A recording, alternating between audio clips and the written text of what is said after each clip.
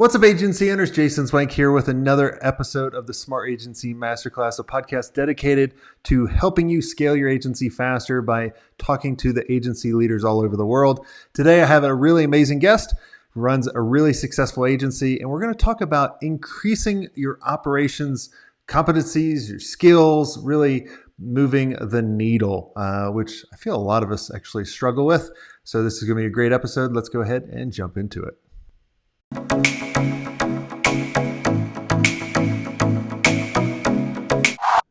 Hey, Amy, welcome to the show. Thank you so much. Happy to be here. Yeah, I'm excited to have you. So tell us who you are and a little bit about the agency. Awesome. Yeah. So I'm Amy Pyles. I'm the president of Saxum. We are an integrated digital agency based in Oklahoma City, and we work with brands that are balancing purpose and profit. And our mantra is that we are obsessed for good. So everything we do has an element of how we're making the world a better place through marketing and communications. I love it. How did you fall into the trap of owning an agency? Yeah, absolutely. So one clarification, I am not the owner of Saxum, but I do operate the agency here. But I started my agency career straight out of my master's program at a different agency. That was a digital agency called Rockfish. And I joined as employee number 25. This was in 2008, just as Twitter launched, just as the iPhone was about to come out. Facebook was suddenly opening up for brands to use as a marketing platform, and everybody was building custom websites and then custom apps and just figuring out this world of digital marketing. So I was kind of right place, right time to join the digital agency world, and spent 8 years there with that agency. By the time I left Rockfish, we were at 250 employees, had scaled to offices around the United States, and we're working with some of the biggest brands from Walmart to Procter & Gamble to Southwest Airlines and Ford. Just a lot of really great consumer brands, all in digital innovations. And then I hopped over here to Saxum about 7 years ago to lead our digital practice and just building that competency and offering in for our clients across all of our integrated communications work. And then have worn a few different hats from chief operating officer and now president of the agency. Well, congrats on the movement up. I remember in 2008 when Twitter came out, and I was kind of making fun of it because back when it came out, it was literally like, I thought about it as like solicitation, when how a lot of people were using it, and I was like, oh, this would never be anything. Yes. Well, I remember asking, like, what is that number sign and why are people using that with a word and being I did so the same thing. Yeah. and everything. But I joined it early enough that my handle is Amy P. So I actually got that, which means people think I'm Amy Poehler sometimes, but I'm okay with Oh, that. that's okay. You get some quick followers. Yeah. Tell us, let's jump into the show, and because there's a lot of agencies out there that they have a really hard time with bringing in talent. Mm-hmm. Walk us through, how are you guys building operations skills and really building up the team in order to keep up with demand? Yeah, absolutely. So on the talent front, we have found the most important part of any of our recruitment is to have a very clear purpose of the agency. And so I mentioned earlier, obsessed for good is who we are and it's what we believe. And so being able to connect with purpose on the talent side has been a huge piece of just how we recruit and how we leverage our culture as a key operational element in growing the team, in keeping the team, in recruiting new folks to Saxum as well. And then we have a whole, system behind that that's powering it. So we have a culture partner, Giant Worldwide, is the system and kind of partnership and framework that we use to manage the culture and the talent development side, really from a leadership and interpersonal skills. And then we have a lot of software that's managing just how are we ongoing recruiting? How do we have an always on talent pipeline that's coming in from a freelance network, from a full-time talent network, and all of that that's running kind of in the background through our greenhouse software and partnership. So we always have different kind of elements going around culture and recruitment so that we're trying to bolster that team all the time. I always tell everybody that they should always be recruiting. And I applaud you. And you guys practice this. I was checking out the website before, and right in the very top, it's like, we're hiring, right? And you have a careers page. It's funny when I'm talking to my mastermind members or agencies and they're going, man, I can't find enough people. And I go to their website, I'm like, you don't even have a careers page. Or if they do, it's buried. You can't even find it.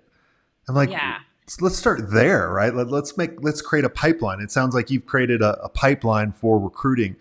Let's talk a little bit. Let's break this up into kind of two sections. One kind of in recruiting and another in some of these systems for managing culture.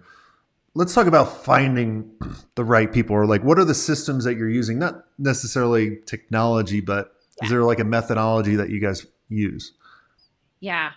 We have a couple approaches. Our most senior leaders are all accountable for filling the pipeline for their departments and knowing what are the top 3 next positions I might need to fill, and where should I be developing relationships with those talent? What are the other agencies, if we need to poach, that we're keeping an eye on so we know where we're going? So we're always thinking about that. We have a quarterly meeting with every department head where we're going through talent and talent pipeline and kind of driving that accountability for it, to be able to do that. We, of course, have all of our LinkedIn stuff running all the time. We get great input from there, as well as paid search, to fill that piece of it. And then, one of the other very fundamental sources that I think we can all lose sight of is referrals. The absolute best source of freelance talent, of full-time talent, anything like that, is from our existing employees or existing contractors, and leveraging that. So we do incentivize that with our team and leverage that as a key part of it. The other thing that I will do a shout out to that's been huge for us is we have a really robust intern and grad fellowship program. And we always have about 10 interns to grads that are working on any of our client business. And that's our immediate pipeline. So when we win a new piece of work, we have somebody ready to convert into, an entry-level position, and we move people up. And so we're constantly kind of filling from the bottom and allowing opportunity for folks to move up as well. So I just want to walk us through the intern a little bit, because I know exactly how I used to think about interns. And how a lot of people listening right now, they're like, oh yeah, free labor. Let's get these interns in. We don't have to have anybody lead it. We don't have to have any systems. Like, we'll just bring people in, throw them to the fire. Whoever works, they come out the other side. That doesn't work. So I presume you probably have a team of managers or someone that is in charge of the internship program. Is that right? Yeah, so we have a chief talent officer that owns the program, but within each department, we have a manager for the interns, the grad fellows within that department. So, for example, we've got a couple in our project management team. They're assigned a project manager that they support, and they are part of the work. So they're in there doing it. We're training them. It's also an opportunity for them to figure out if agency life is for them. So we want them to really be able to work and get their hands dirty a little bit, to try some things. But they are always assigned to a manager. They are, treated with the same level of thought and care that we would any other employee, because we want them to be employees. We want them to have a great experience at Saxum. And so it's very thoughtful in how we assign them what roles we're bringing in, because we see that there's going to be a need within, that department coming, or we're selling more of that work. So it's definitely not a free labor pool to just do whatever we think of a day. We're very thoughtful and deliberate in how we're training them. Yeah, I just know there's a lot of people that could be listening being like, "Ooh, free labor, I'm already overwhelmed." But like, bringing in interns is actually more work for you. Yeah. Like, it doesn't save you time in the very beginning. No, it's a long-term strategy. So we've had, periods in our time where we're like, oh, we shouldn't add any more interns. Let's take a break from the program for a period of time because either our team is stretched, we need just kind of some breathing room. And what we found is a year later, when we needed to hire within that, we didn't have that pipeline and we didn't have that talent ready. And it hurt us in the long term to even take a break from the program for a short term. I'm so glad you mentioned that because the same thing happens in sales. I mean, like if you take a Yes, break in anything, yeah, in the short term it's good, but you're going to be feeling it in 6 months to a absolutely. year. It's Yeah. gonna come back at you. So that's awesome. So let's kind of get in part two. Yeah. If I'm breaking it up in two parts, I guess I can count to two. So we'll break it up in two parts. Well done. Let's talk about the culture systems and maybe even, I presume it probably even starts in the interview process and then on the onboarding. So let's talk a little bit about that. Yeah, absolutely. So, like I mentioned, we have a strong partnership with Giant Worldwide, and they have a framework called the Five Voices. And And what it's, is your Giant Worldwide? Just for people that yeah, haven't heard. And they're a leadership. this is not a paid sponsorship or anything. It's So not. Yeah, we just thoroughly believe and have adopted their methodology. They're a great culture and leadership development organization. They work with companies all around the nation to help develop liberating leaders. Is their mantra. And they have kind of taken the Myers-Briggs assessment and boiled it into five voices that allows us all to understand ourselves better, to understand our blind spots, and to understand others. And how do I adjust my communication style, my leadership, my interactions based on what your voice is and what my voice is, and how those might conflict or how they might, work together. And so it's created this common language, and they have a set of tools for even just working through conflict that allow us to be more effective collaborators. And so we do start that conversation and kind of voice understanding in the interview process, just to help anybody that's interviewing with us understand how their voice would fit into the role. And then also, how that would interact within the team dynamics. So that's been a really, really great piece of just how we manage the interpersonal side of our culture. and are you hiring more? I mean, if you have an internship, I mean, it might be a number of different things. Are you hiring more junior people and then building them up? Or are you bringing in senior people that can kind of take over and run? You know, it really depends on what the need is within the business at the time. Typically, we're bringing more junior folks in and kind of building them up. And we all know that when you do that, it's fantastic. You get great talent that's hungry, you train them. And the 3 to 5 year mark is when you They have leave. turnover Boom. within there. Yeah. Like that's the risk you have within that. And so that's where we're also bringing in maybe more of that like 8 to 10 year person on top of that, because you're going to have a gap there, and being able to bring people in at that 5 to 8 year spot is the hardest. I mean, it's the hardest to recruit. It's the hardest to integrate into your culture. And so that's where we have the most pain points, is probably at like that point in the recruiting. But the more opportunity we have to kind of bring people in and grow in Saxum and give them great opportunities within here is definitely our preferred way to bring talent in. What are some things that you guys are doing in order to grow your talent within and Yeah. make them better? Yeah.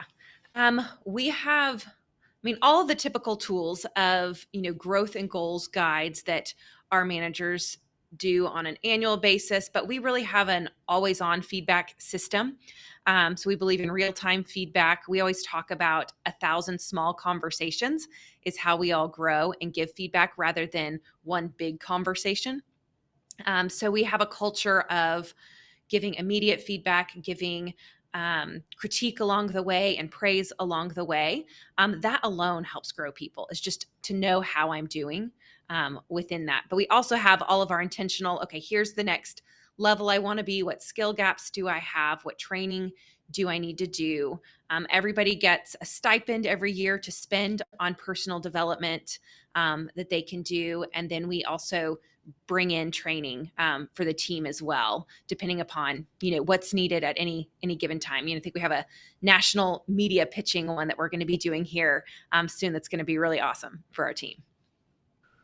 Do you guys have an outline of kind of tracks at certain levels? So like, for example, like, is it a mentality? Yeah. There's the kind of the old school way is you've been here 3 years, now you can move up to this, or is it more about, I don't think tenure dictates capability. I think that it's more based on, have you had the right exposure to be able to perform at the next level? We always want people to be set up for success. So we never want to promote somebody because a time box has been met if they're not going to be successful in that next role. So we want to make sure that the competency, the experience, the decision-making skills are ready as they progress, and that's really what we're looking at more than time. yeah, I'm glad you said that. I was interviewing and how we always would do it. And what I've always told all the agency owners we chat with is it's kind of almost like the military, right? The military has the officer track and then unenlisted track. And I look at it Yeah. as you have the manager track and the skills track. Mm-hmm. Which ones do you want to do? Like, I always thought it was a Absolutely. mistake taking the best designer and making them the VP of creative. They may Absolutely. they may just love doing creative, and you took away what they really loved, and then they're going to leave, and you blew that division up. So Absolutely. There's such a place in every agency for expert craftspeople that is critical to deliver great service. And it fills somebody's bucket to be, I am the best at this, but maybe I'm not interested in managing people or at having to have the sales responsibilities that typically come as you move up within an agency. And we need both to really thrive. last last thing is I banged my elbow on this damn chair. I need to get a new chair. Ow, that hurt. I don't know why they call it a funny bone. It's nothing funny. Hurt bone. But you came in as the COO and then you've progressed to the president. What was your role as the COO and what is your role now as the president? Because there's a lot of people listening that they're trying to find a COO to come in. And then they're thinking, what's the progression for that COO to get to a president? So me as an owner, I have some freedom. Yeah. I can go do what I want. Yeah. So in the COO role, I oversaw all of our talent, kind of the HR, admin, operations, our project management. So how the workflow of the operations, all of our IT and systems. And then I retained kind of leadership of our digital practice as well, just based on my background. So I was still overseeing that piece of it. But most of my time was really spent on kind of focusing on the project management, the workflow. How are we getting this all to integrate together to produce for the agency? And then as I've moved into president, I've added on, I oversee our creative department and our client service. So all of our services now roll into me from a quality perspective, but I have fantastic leaders that run each area of those, as well as our sales team reports into me as well. So it's really, how does it all start to come together? And I think the biggest thing that I've learned is I've worn a lot of different hats in agencies. I've led client service at one point. I've led project management. I've done resourcing. I've done, digital strategy and presenting that to clients. I would say if you are looking to hire a COO, that's an important aspect of somebody that has sat in a few different seats and understands all of those different lenses. Yeah, I totally agree with that. And you got to look too. They're probably in your company. Um, Absolutely. I think it'd be really hard to come in as that. I came in and ran digital for a couple years before I moved into that role because each company has nuances, has cultural things that you have to understand to be able to be effective in an operational role. yeah, there was a couple of digital agency clients that I coached, and how we brought in people from the outside is we had them bring them in as a contractor, as like Mm-hmm. a paid consulting gig for Yeah. 6 months to get them, kind of synergistic. I always hate using those stupid words, but I don't know. I come up with a different word, I guess. But get them all in alignment. And if it worked out, Yeah. great. Then you can bring them in with the big salary and you had some confidence that they would hit it. really Yeah. good. So I think it also sets them up for success, because I think if you bring somebody in with, a heavy title, brand new, running operations, that doesn't have the trust of the team, that they're going to come in and undoubtedly change some things in the day-to-day world of every employee. I think it just doesn't set them up for success either, that people are going to buy into it.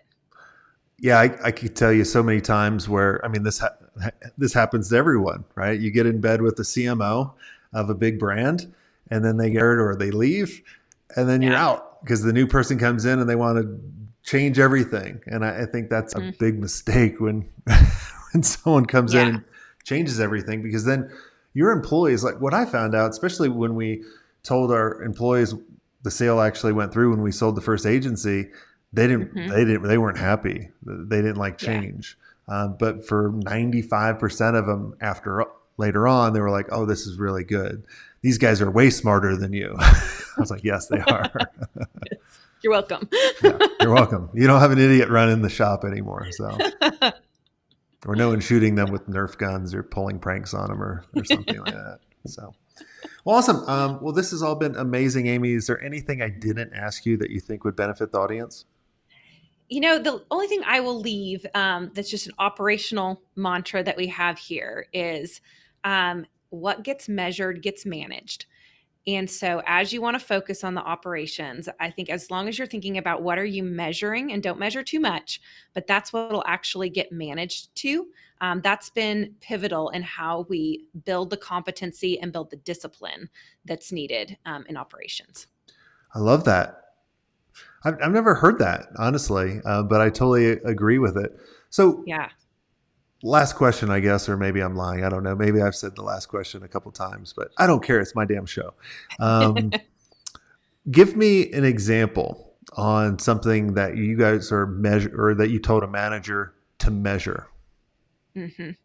Yeah. So I'll just tell you, our most important metric that we measure is labor as a percent of net revenue.